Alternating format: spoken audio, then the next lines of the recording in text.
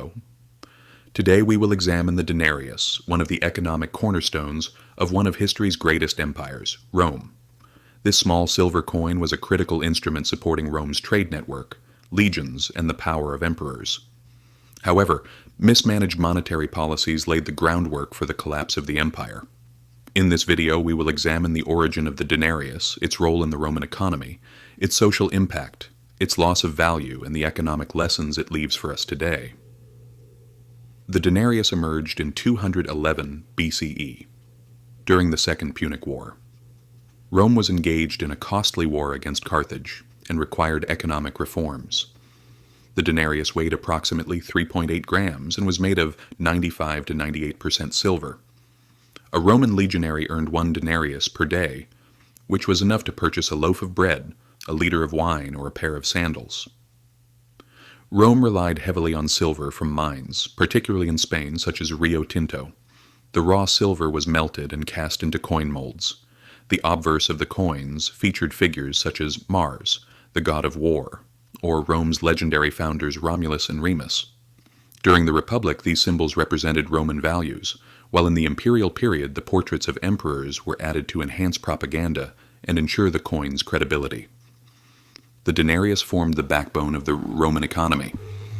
During the Republic, it supported local trade and military payments. As Rome strengthened in the Mediterranean, the denarius also facilitated long-distance trade. Archaeological evidence shows that Rome paid approximately 50 million denarii annually to India. In the imperial period, the situation became more complex. Rome had a large army of roughly 30 legions.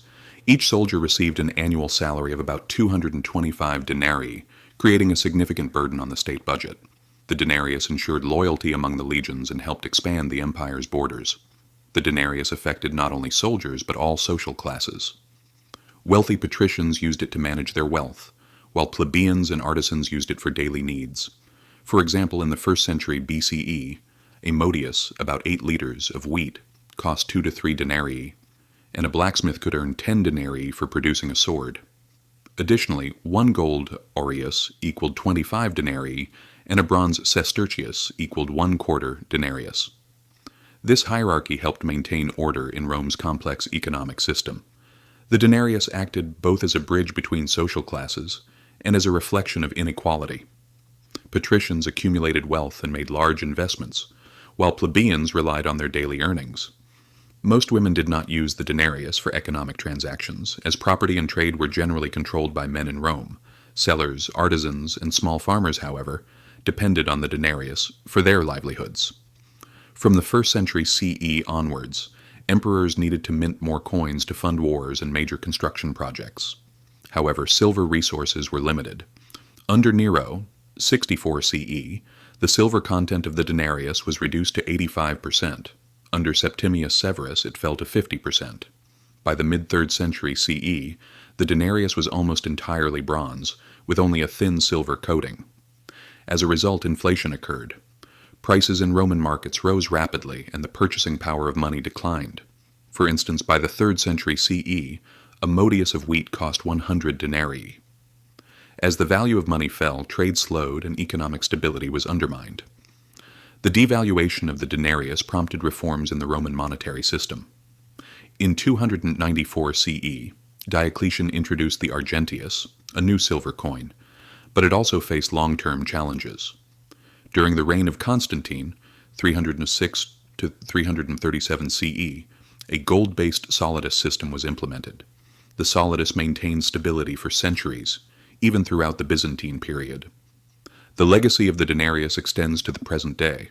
Modern currencies, such as the dinar in the Middle East and dinero in Spanish-speaking countries, are directly derived from the denarius. This history offers an important economic lesson.